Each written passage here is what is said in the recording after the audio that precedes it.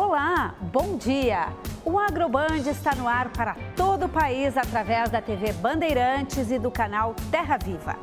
Hoje nós vamos falar sobre as perspectivas para a safra agrícola no Rio Grande do Sul. Você também vai ver como é um dia de trabalho na maior central de hortigranjeiros do estado. E ainda vai saber quais são os cuidados dentários que é preciso ter com os cavalos. Não saia daí, que o nosso programa está só começando.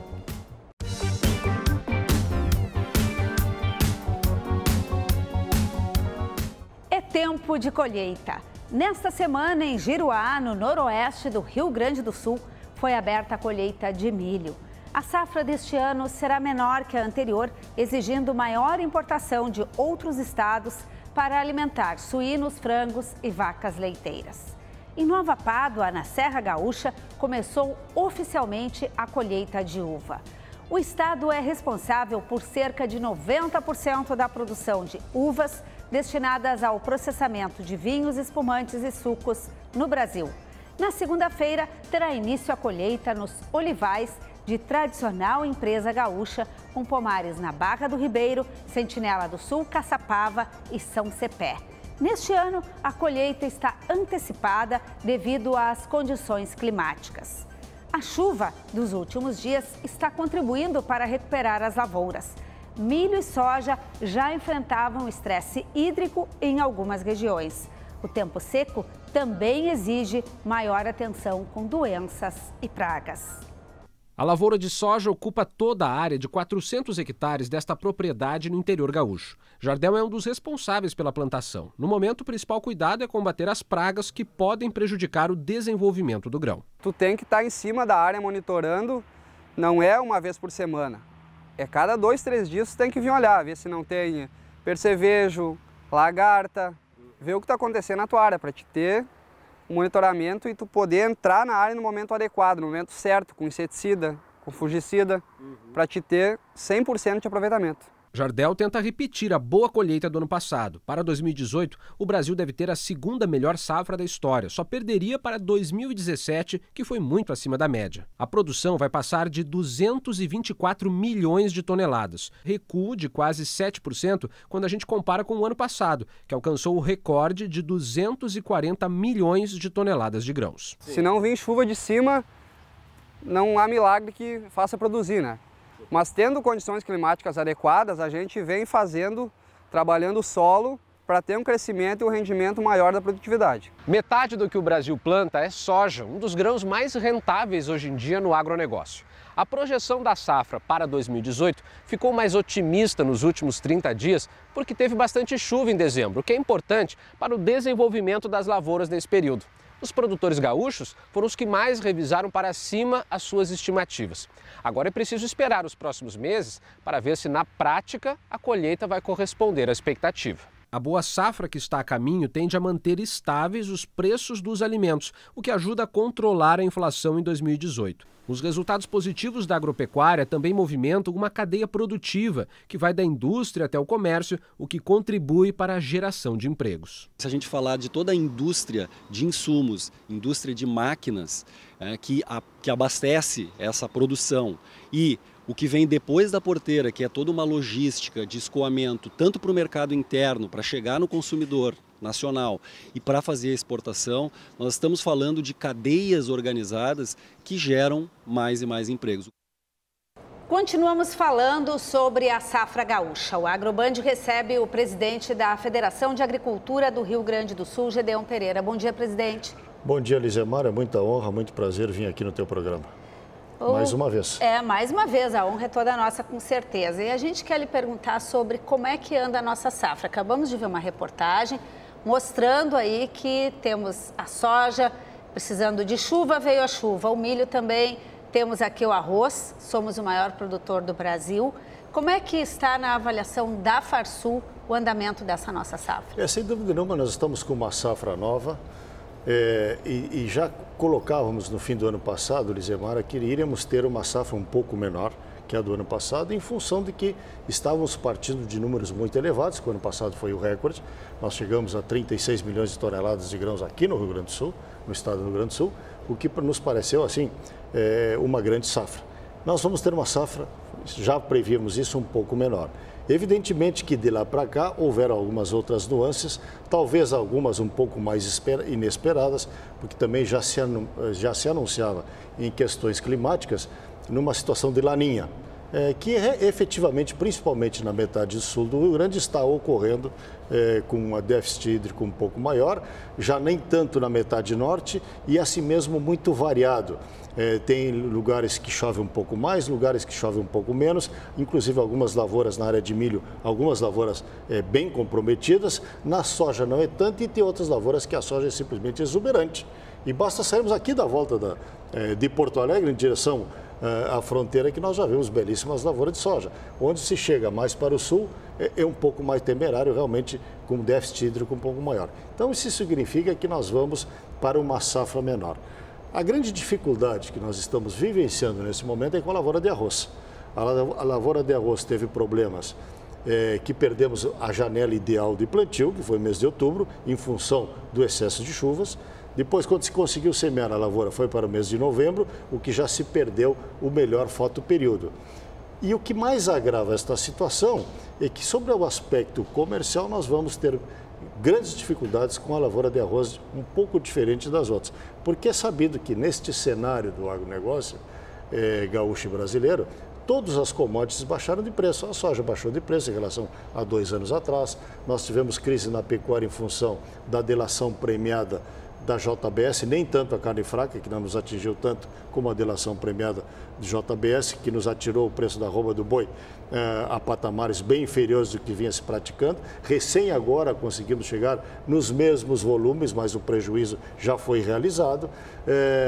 E no quesito milho, ele manteve-se mais ou menos equilibrado, ele veio de um preço mais elevado quando nós tivemos uma falta de produto no mercado interno, e aí sempre se estabelecendo a velha lei que ninguém consegue transformar, que é a lei da oferta-procura, que é justamente o que está acontecendo agora na lavoura de arroz, que é o que nos traz maior dificuldade. E para recuperar essa situação do arrozeiro, para o preço parar de cair, sim, a saída é o mercado externo? Não.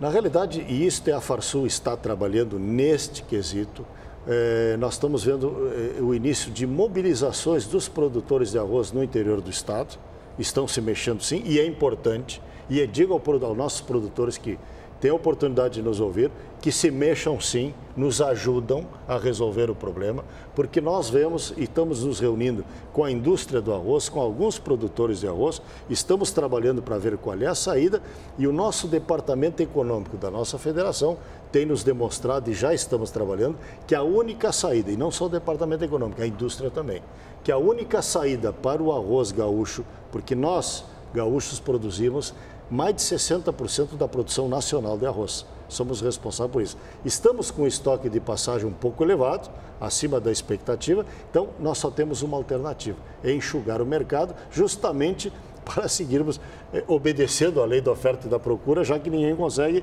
transformar revogar essa lei. Revogar esta lei.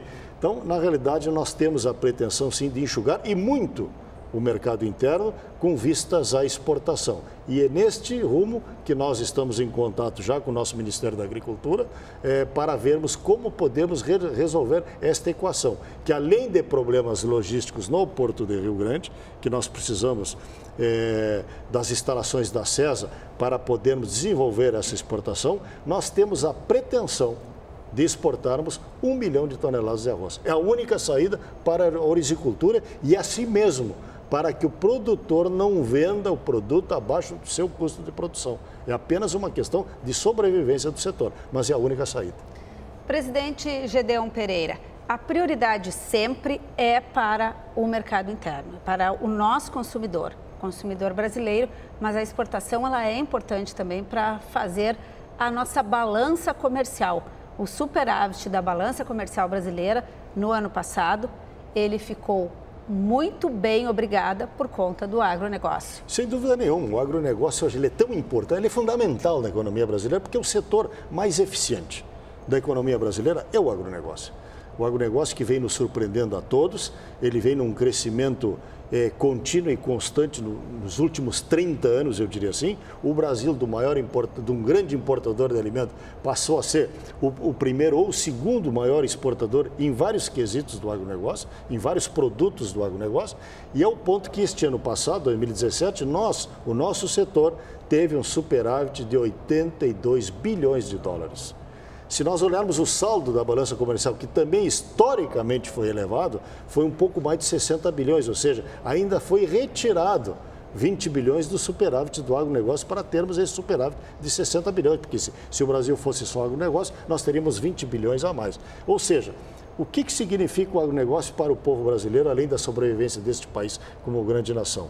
Estamos abastecendo a pleno as gôndolas dos supermercados, da vida do brasileiro e ainda com grandes saldos exportadores. Então nós temos e somos uma expectativa, porque se fala que o mundo daqui a 20 anos ou 30 anos seremos 9 bilhões de seres humanos, que além do crescimento vegetativo das populações, ainda temos o crescimento econômico, principalmente dos povos asiáticos, e que só vem o Brasil como alternativa, como solução para o futuro das suas mesas lá.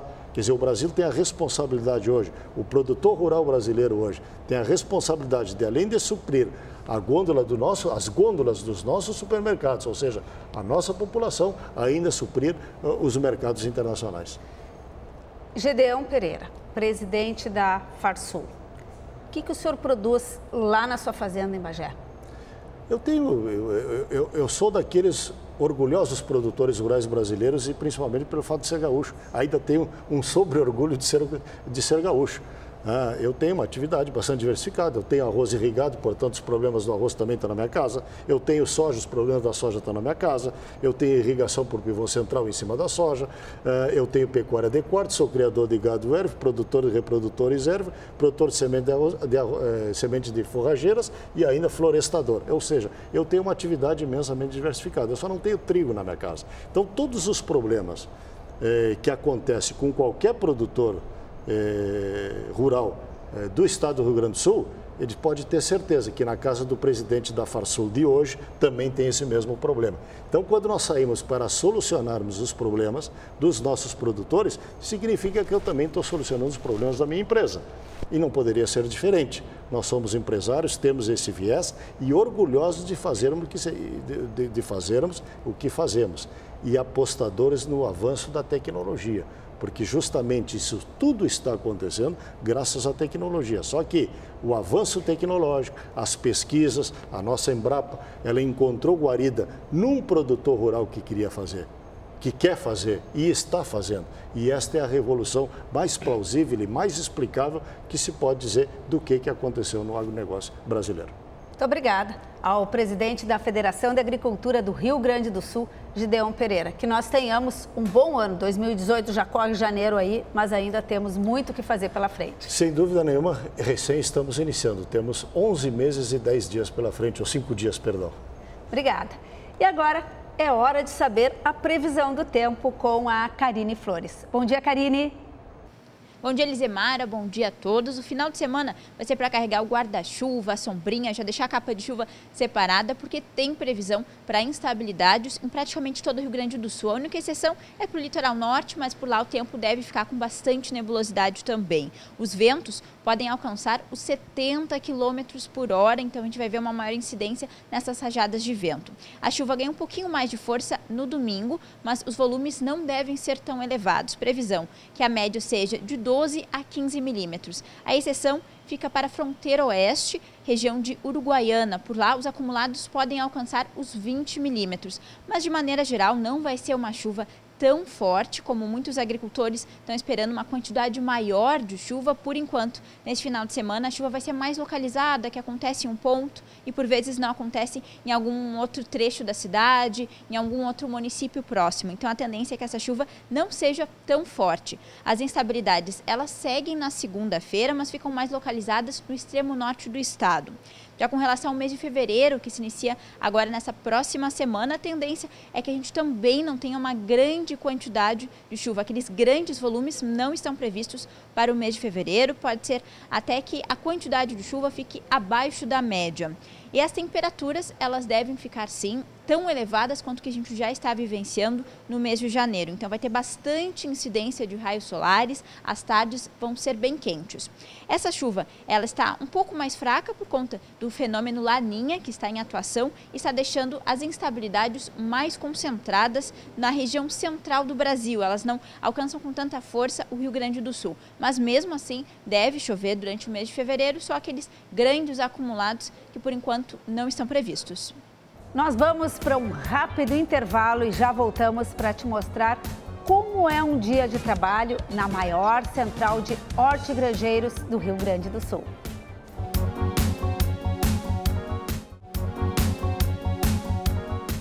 Estamos de volta com o Agroband para falar sobre tratamento dentário para cavalos. Isso mesmo, eles têm os mesmos problemas que nos atormentam.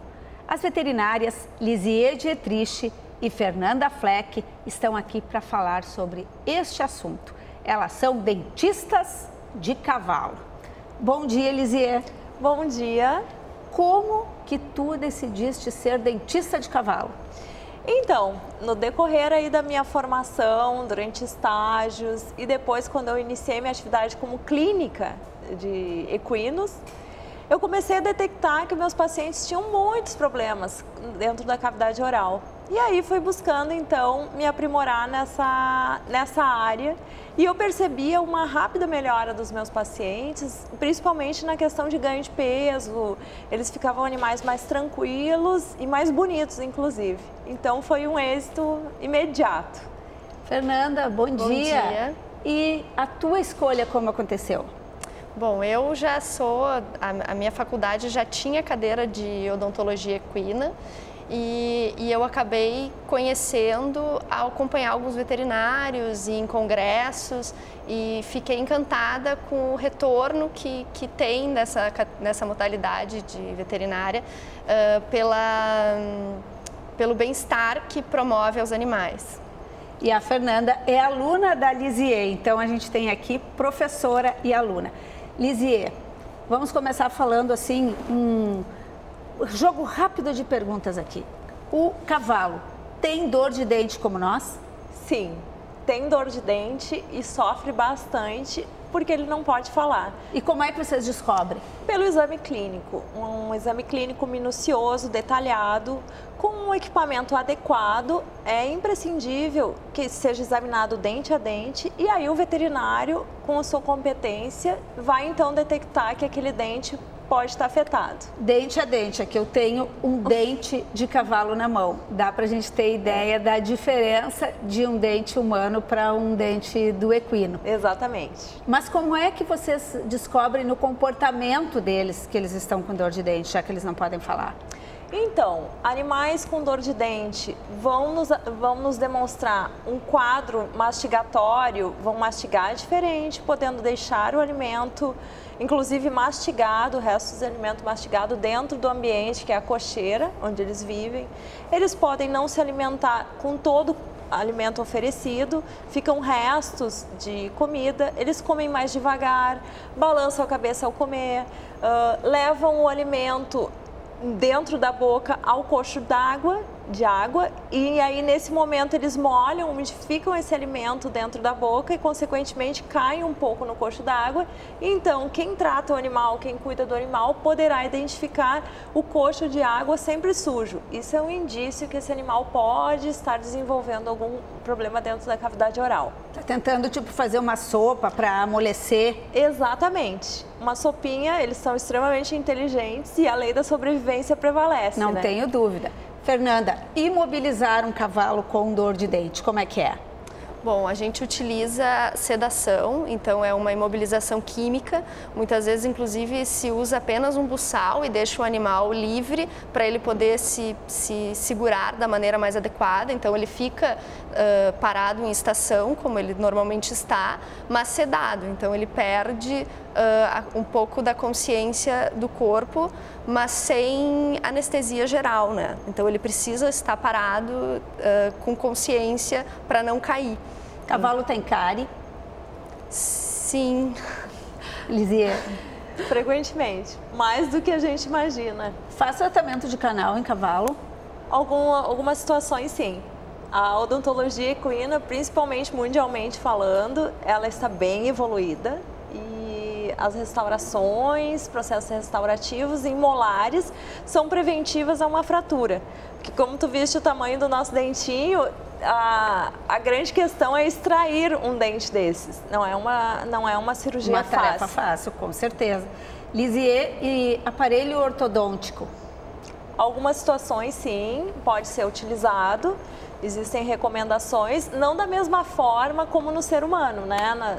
A gente tem mais um fundamento estético. No cavalo, ele é funcional. Para alguns potros que nascem com alguma deformidade, são mais raras essas patologias, mas o aparelho pode ser corretivo, que ele parece um aparelho, ele é bem usual em casos em que o cavalo fratura a parte dos dentes da frente, que são chamados incisivos. Então se utiliza um arame de contenção para haver a cicatrização dessa região fraturada. Parece um aparelho, não tem um fundamento ortodôntico, mas sim funcional. Fernanda, como é que faz para o cavalo ficar com a boca aberta? A gente utiliza um aparelho que é um abridor de boca, então nós temos 2 tamanhos de abridor de boca, um para animais maiores e outro para pequenos, como pônei ou mesmo potros. Então se coloca dentro da boca e abre mecanicamente. E em relação a um alimento que é bem comum nos nossos campos, que é o capim anone, ele é considerado o fio dental dos ruminantes, das vacas, a gente costuma dizer, mas os equinos também comem. Como é que funciona nesse caso? Pergunto para as duas. O anone, ele é uma pastagem rica em silício. E o silício, ele é muito abrasivo, então o animal, ao se alimentar com ele, acaba tendo um desgaste do dente muito maior do que deveria ser. Então isso traz um prejuízo para o animal, pois ele pode inclusive perder os dentes se ele viver por muito tempo numa pastagem de anone, então tem que cuidar. E um indicativo é roçar o anone e então trabalhar ele sempre no broto, e ele é um pouco mais macio. E pode dar problemas mais sérios na cavidade bucal, Lisier? Bem sérios e promovem bastante dor. Todas essas anormalidades, o capim anone fica alojado entre um dente e outro do cavalo. E isso na fisiologia, normalmente, não tem essa capacidade de penetração de alimento entre um dente e outro. É justamente uma proteção, né, da fisiologia do equino. Não passa nem o fio dental.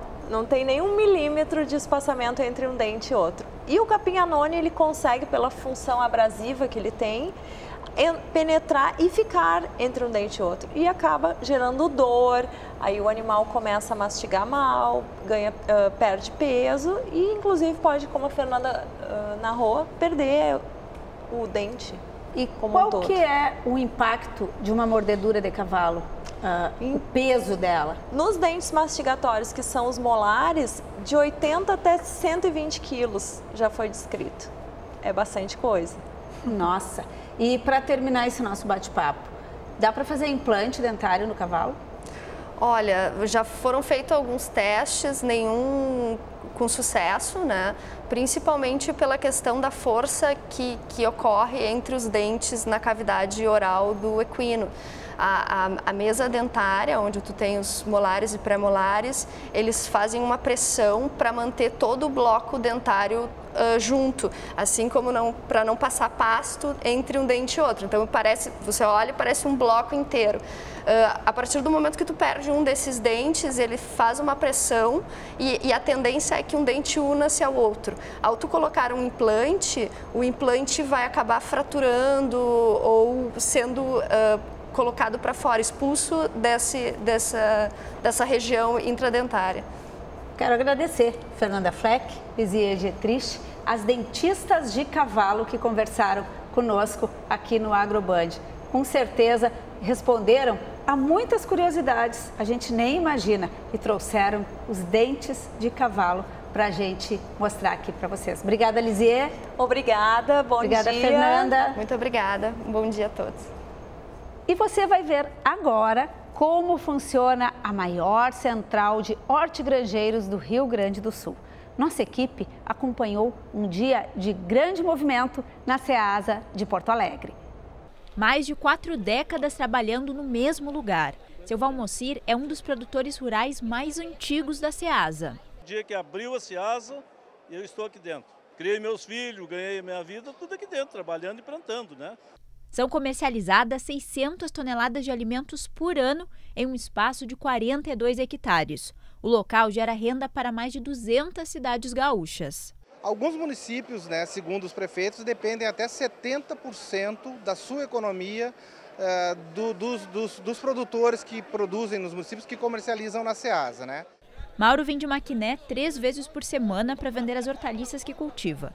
O comércio é fundamental para o produtor, para a cidade também. Importante para nós, porque só que nós dependemos hoje de Maquiné, a maioria é hortifruti granjeira. E ele tem até estratégia para conquistar os clientes. É chamadinho para o nome, né, que oferece assim, mais baratinho, enquanto tá ruim de vender, né? Em dias de grande movimento, a Ceasa chega a receber 30 mil pessoas. Esse é o maior pavilhão com 9 mil metros quadrados e também o que tem a maior circulação de público. É gente vendendo, comprando, pesquisando. E no meio de tantos corredores, a preferência para se deslocar é sempre dos carregadores. Eles surgem por todos os lados, ágeis e lotados de mercadorias. Se ficar na frente, espera que seguro cuide. Então o pessoal enxergou o carregador, tem que abrir espaço. Tem que abrir. Tanto pessoal, como carro, quanto caminhão, tem que parar pra gente. Né? São mais de 3.500 comerciantes cadastrados, o que torna a variedade de mercadorias extensa. Aqui reina a lei da oferta e da demanda. O preço depende da procura dos clientes. O valor que é comercializado na Ceasa também influencia na gôndola dos supermercados. Qualquer um pode comprar na central de abastecimento, mas os produtos são vendidos apenas em grande quantidade. A Ceasa é um mercado atacadista, né? Ela fornece o varejo. Então, se vir comprar embalagens de atacado, é muito vantajoso para o consumidor, porque ele vai geralmente conseguir aí essa compra com uma vantagem de até 50% do que aquilo que ele paga lá no varejo. Para reconhecer um consumidor é fácil. Basta observar quem está com uma prancheta na mão. Nelson tem um mercado enrolante e 2 vezes por semana vem comprar na Ceasa. O que o senhor anota aqui? Coisas que eu preciso durante o dia a dia, né? Na semana lá, né? Daí tudo anotado para levar dentro. Para alguns é praticamente uma cidade. Para outros, a principal fonte de renda. E aqueles que vêm na Ceasa, uma paixão. Talvez um dia ela tenha até que ter um espaço maior, acomodações mais modernas, isso tudo terá que ser feito. Mas a ideia do grande entreposto, ela é fascinante. O Agroband de hoje fica por aqui. Não esqueça que você pode conferir este e outros programas na nossa página facebook.com/programa Agroband. Até o nosso próximo encontro. Tchau!